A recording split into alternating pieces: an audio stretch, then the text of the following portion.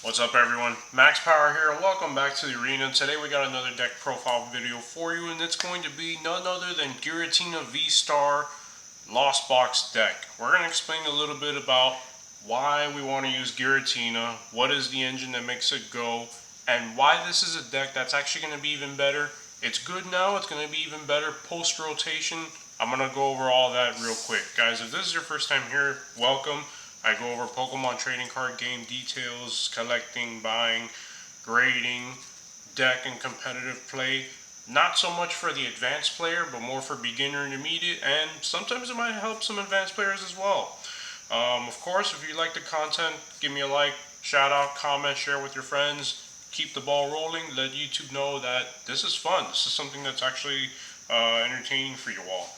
So we're going to talk a little bit about it. Of course, the main fiddle in this deck is going to be 3 Giratina V-Stars. This is your main beat stick attacker, however you want to say it. Giratina, once you evolve it from your Giratina V, it has 2 attacks. The first one is Lost Impact for a Grass Energy, Psychic Energy, and a Colorless. Does 280 damage. You're reading that correctly. 280 damage. The only downside is that you have to put 2 energy attached from your Pokemon to the Lost Zone. It doesn't just have to be him, it could be anyone else, or it could be him. Now, Lost Zone being something in effect here, we'll talk a little bit about that in the next card because this is something that became active as of Lost Origin 2 sets back. Very impactful, very useful. Maybe it's not the most common thing, but it is now in this format. And V-Star Power, Star Requiem, you can only use 1 V-Star power or ability per game, but this one's very, very powerful. For only a Grass and Psychic Energy, you can use this attack only if you have 10 or more cards in the Lost Zone. And it's just an instant KO when you use this attack. The whole point with this deck is getting cards into the Lost Zone. You might think, oh, but isn't that a bad thing? Sure, the Lost Zone is kind of like a discard pile. The only difference is with your discard pile, you can get your cards back. But with the Lost Zone, it's just that. It's just like in Yu-Gi-Oh! Or Digimon where it's like remove from play, no longer valid, can't use them again, can't get them back. That is what that means. Now, your comfy cards, you see here that I'm playing 4 because I need to see this turn 1. I need to see all of them as much as possible because of its flower selecting ability. What it does, once during your turn for each comfy you have, as long as it's in the active, you may look at the top 2 cards of your deck. You get to add one of those to your hand and the other one goes to your Lost Zone. It's removed from play. Now the reason why this is so good, guys, is because, again, you're going to try to set up 2, 3, maybe 4 comfy, turn 1, turn 2. The faster that you get cards into your Lost Zone, you're going to get, the more cards you have in the Lost Zone, you're actually going to be gaining abilities. You're going to be unlocking things that you can do that you would normally not be able to do. For example, this next card up, because of comfy flower selecting and getting more cards into the Lost Zone, one of the added effects you get is this Cramorant here. Lost Provisions ability. If you have 4 or more cards in the Lost Zone, you get to ignore any energy requirements for this attack. Spit instantly. So instead of paying 3 energy to attack for 110, if you have 4 cards in the Lost Zone, you get to attack for free. And Cramorant is a very effective, very good early game attacker, as well as closer towards the end of the game. And speaking of the end of the game, once you have 10 cards in your Lost Zone, your Sableye comes into effect. I play one of these. All of these Pokemon, by the way, guys, are actually rare. They have the star rarity, but they're not that expensive. The reason I was able to build this deck is because all these cards are very affordable right now. So I highly recommend it now before Scarlet and Violet comes out, because that's when rotation happens, meaning a lot of cards from the Sword and Shield block are going to drop, specifically cards from Sword and Shield base, Darkness Ablaze, Rebel Clash, as well as Vivid Voltage. We might go over rotation in another video. I don't go into it too much. This deck, lo and behold, is actually going to be post-rotation ready, with the exception of 2 copies of a card, and I'll let you know which those are later on. But other than that, this one's ready for competitive, for fun, playing with your friends, or for even taking some tournaments when the time comes. Back to Sableye. Lost Mine. You can use this attack once you have 10 cards in your Lost Zone, and you get to actually place 12 damage counters on any of your opponent's Pokemon in any way you like. What does that mean? It's 120 damage, but you get to spread it out. You can do 10 over here, 10 over there, 20 over here, 20 over here. You can knock out 2 Pokemon with 60 HP, you can knock out 1 with 70 or 50, or you can put them all in one. Very situational, very useful, especially when your opponent already has damage on the board. Sableye just becomes that clutch sweeper to finish the game. Radiant Greninja is probably the most important Radiant card you can have, simply because of its Concealed Cards ability. You drop energy into your discard, now your Lost Zone, you draw 2 additional cards. Very useful draw engine, especially when you combine it with Training Core or other cards to recover those energies back into your hand, back into your deck. Also, the Moonlight Shuriken can also prove to be very useful. And I'm going to talk about how we can accelerate these energies to Giratina and to Greninja, because they each have 3 requirements, right? So why are we talking about them so much? Well, Moonlight Shuriken, if you discard 2 energy from this Pokemon, you get to do 90 damage to 2 of your opponents. So like, let's say you're going up against a deck that has Sobbles, Drizzles, smaller Pokemon on their bench, you get to knock them out, take multiple prize cards. Simple as that. Although he's not your main attacker, you mainly have him for that draw capability, but that also helps to have. Last but not least, our last Pokemon here is going to be a Manaphy, Bench Barrier, or Wave Veil in this case, because it gets to prevent all damage done to your bench Pokemon from attacks of your opponent's Pokemon. Bench Barrier. That's what this is. You might not always need Manaphy, but this is especially useful to keep, especially in the mirror match, or any other deck that might use Greninja or stuff like that. Now, in a little bit, we're going to go over a card called Mirage Gate. This is what's going to help us with the energy acceleration for the cost of the Pokemon's energy attacks. But while we get there, we're going to show you how we set up this board. Battle VIP Pass. We're running 3 copies in this deck. If you have 4, run 4. But basically, you want to see this card turn 1 as much as possible, because you can only use this on the first turn. You get to search your deck for 2 basic Pokemon and put them directly on your bench.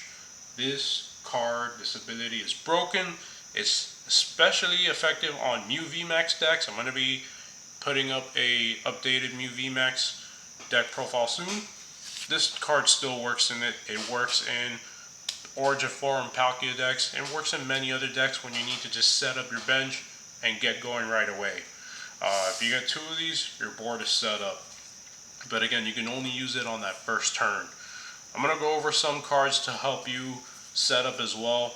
Quick Ball is one card that is going to be banned, or not banned, but it's going to rotate out, meaning we can't use it anymore.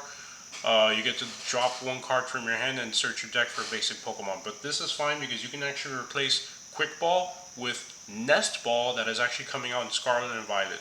It does the same thing. For no cost, you get to search a basic Pokemon and put it directly on your bench. In most cases, that's not really detrimental. It's actually much better. It only affects decks where, let's say you're searching for a Pokemon with an ability that activates when you play it on the bench. That's the only negative with playing Nest Ball. But if not, you're fine. This deck doesn't have that worry. So that's Quick Ball. Level Ball helps you search your deck for a Pokemon with 90 HP or less and put it into your hand. This is good for bringing out your Comfeys, your Manaphy's, anything with 90 or less HP. You get to just bust them on and help you set up your board. Fog Crystal does the same thing. Search your deck for Psychic Energy or basic Psychic Pokemon, put it in your hand. Again, it's just adding more resources, Pokemon energies as you see fit and need. Lastly, for your search and getting your Pokemon, we're playing 2 Ultra Ball. You don't need to play Ultra Ball in this deck because it does require you to drop 2 Pokemon or 2 cards from your hand. Use that wisely, obviously, but it might be necessary to get your Giratina VStar out from your deck. There's not really many other ways to search it unless if it's with the flower selecting, or one other card that we're also going to go over, because Lost Zone is very, very powerful, guys. It's not necessarily entry level, it's kind of more of an intermediate deck, but trust me, the more you see gameplay on this, it's very fun, it's very useful, it's very potent. Speaking of Lost Zone, we're also playing this Lost City, just one copy. Whenever a Pokemon gets knocked out, instead of going to the discard pile, it goes into the Lost Zone. This is very clutch, very useful in specific matches when you don't mind losing a Pokemon and it might give you the extra advantage to get your discard or your Lost Zone into 7, 10, or that number that you need. Or also if you want to knock out a Pokemon that your opponent has that's a threat and you don't want them getting it back. Instead of going to the discard, it'll go to the Lost Zone. Very useful, they can't recover it. The other stadium that we're running is Temple of Sinnoh. This is very useful against any deck that runs special energies because any special energies that are on the field provide colorless energy and have no other effect. Let's say your opponent is playing double colorless energy or double turbo energy, it only counts for one. Let's say they're playing rapid strike energy, which can be water, fighting, and 2 of each, it's only one colorless. Aurora energy, any energy that has additional effects or different types, one colorless only, so it neutralizes it. It's great in this deck because we don't run special energy decks, cards in this deck. Lost Vacuum, you can run 1 or 2 of them, but this is also very useful. You can use this card when you put one other card from your hand into the Lost Zone, so it adds to that engine, but also you get to choose a Pokemon tool attached to any Pokemon or stadium and put that card in the Lost Zone. So potentially you're adding 2 cards to your Lost Zone, or you're just nerfing your opponent's board as well. Now, the main star as far as items are concerned for this deck is Mirage Gate. This is the card that's going to help you get all those energies onto your Pokemon as needed. Why? You can use this card when you'll have 7 or more cards in the Lost Zone, so you need to have that. It's a requirement, it's a cost, but here's the upside. Search your deck for up to 2 basic energy key cards of different types and attach them to your Pokemon in any way you like. As we mentioned here, the Giratina uses a grass and a psychic energy. You use Mirage Gate, you get that grass, that psychic, or any other energy, boom, put it back. As long as it is a basic energy, you get to load it up. And then maybe the other one is just a manual attach or something that he had from the previous turn. This is very useful.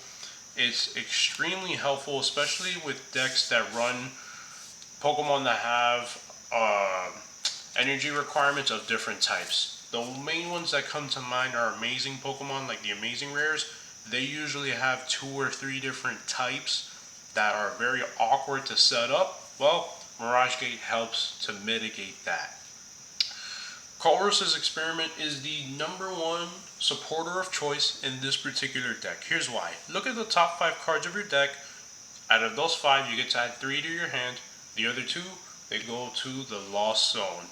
So, very useful. It helps you accelerate, pairs with your Comfy, it pairs with your Lost City or Lost Vacuum, so you can get to those 4 count requirements, 7 count requirements, 10 count requirements in order to unlock your Cramorant, your Mirage Gates, or your Sableye, or your Star Requiem.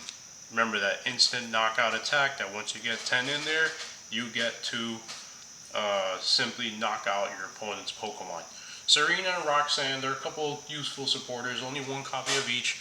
Serena helps you draw cards if you need to, as long as you discard some cards in your hand, or you can switch one of your opponent's bench V Pokemon with their active. It's essentially a built-in boss's orders. You use it as the situation sees fit. You can take it out if you want and put a boss's orders regular or put something else, that's fine. Roxanne, this is a good nerf card because you can use this card when your opponent has 3 prize cards left or less. You get to shuffle their hand and yours. You draw 6, they draw 2. That's a very powerful effect. Guys, just want to remind you, if you're enjoying this, hit the like button, comment. I'll give you a moment, please do it right now. You know you want to. Alright, thanks. Moving on, we still have half the deck left to go. Appreciate you guys sticking around. Next up is old-fashioned boss's orders. This is your gusting capability. Switch one of your opponent's bench Pokemon with their active. Every deck needs 2 or 3 copies of boss, even if you're a powerhouse deck. Pokegear 3.0, this is something that's very useful and it's going to stay after rotation because this helps you look at the 7 top cards of your deck and you get to take one supporter that you find there and add it to your hand. Very useful. It's not a must, but since this is very reliant on Colress's experiment for that search and lost zone acceleration, well, it assures you if you don't have one to be able to search and get that one out. Now, the fact any deck that runs Comfy's, any lost zone engine box deck, will require switch cards. We have two, the regular textbook classic old-fashioned switch. Here you go, that's what it does. Those aren't the only ones we're running. We're actually running its distant cousin but better version, Switch Cart. The reason this is better is because you get to switch the Pokemon and you're active with your bench, but you also get to heal 30 damage from the Pokemon that came off the active. Very useful, especially for Comfy that has very low HP. Just make sure that they stay on the board a little bit longer. Next up, and this is your last option for switch outs, are escape ropes. These are classic. This is one from the Sun and Moon era, I believe, Burning Shadows, and then your Battle Styles version, which basically lets you switch out one of your Pokemon from your bench, and then it also allows your opponent to switch their active with a bench. The bad thing is that they choose which one to switch with, but sometimes this is very useful for you. Sometimes you want to get that active Pokemon out of the active and force them into one other one or any other ones that they have. Now, because this is a lost zone deck, usually you want to manage your resources very carefully because you might be discarding energies, you might be losing them to your lost zone. You need to make sure that you get them back so you can still have those energies to attack. Use your Mirage Gate and rinse and repeat. Energy Recycler helps you get there. You get to shuffle up to 5 basic energy cards from your discard pile into your deck. Very useful, very useful in the late game. You can probably bump this up to 2. 1 is usually typically good enough, but it's something definitely to consider. Because it has the E regulation mark on the bottom, it's not going to rotate out. It's actually going to survive post rotation. The second card in this deck that will not is Ordinary Rod. It's very useful.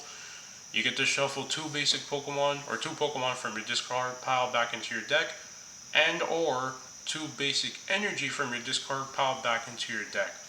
This one is a regulation D mark. It might not show up right there because my resolution is not that great, but you might see it there. Regulation D is not going to rotate. It'll come out once Scarlet and Violet comes out, and this is one of those useful cards that we will no longer be able to use, but they'll probably reprint it in a different version in the future. If you want to remove this card right away, right now, you can actually include Clara, the supporter from Chilling Reign, and she does pretty much the same thing, except she gets to add those cards back to your hand, not your deck. One is more useful than the other, but again, it depends on the situation. Both are very useful.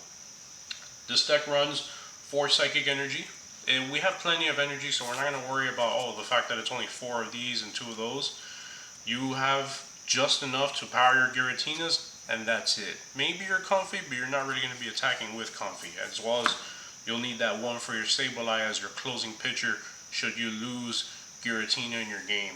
We're going to run 3 Water Energy, simply because Greninja can use this for your concealed cards, but also if you need it, you can attack with Moonlight Shuriken with these Water Energy and then get them back with Energy Recycler or the Ordinary Rod. We're down to the last 2 guys. I want to thank you for taking the time and watching the video. Please share with your friends and anyone that may be interested if they're thinking about building a deck, going to competitive, playing with Pokemon League or with friends. Let them check it out, see what they think, or if you've learned anything from this video, what decks are you playing or looking to build. We're going to bring a lot more in the future very soon, and I'm really looking forward to these cards and also Scarlet and Violet. Stay tuned. We're running 4 Grass Energy because Giratina also needs this for its Lost Zone attack as well as the Star Requiem. And that's the reason we play 4 copies as well as with the Psychic Energies. The last ones here we're playing are V-Guard Energy. You can cut this down to 1 or keep the 2, but the reason this is pretty good is because it's that added flex option of a colorless energy. But also, this helps to reduce 30 damage taken from your opponent's V Pokemon to your Pokemon. Very useful. You never know when this might be helping you in a pinch. I have like 10 copies of these V-Guard Energy. And yeah. So guys, again, thanks again for taking the time and checking out the video. Again, let me know what you think about this Giratina deck. Are you running this? What adjustments would you make? This is pretty much kind of like a starting point. If you feel like you need to modify it, or you can. Lost Zone is very fun to play. The reason it's Lost Box is because you can use many different attackers. It doesn't have to be Giratina, but he just happens to be the most popular one after rotation and Scarlet and Violet comes out. And unfortunately, Lugia takes the hit because Lugia right now is the #1 best deck in the format. But Giratina, Mew, and even Miraidon EX is going to be probably the best deck in the format. Just a little sneak peek here. I got this from one of the Paldea collection boxes. This thing is going to be a beast, but this is an oversized card, so I can't use it. Alright guys, if you enjoyed it, have a good one.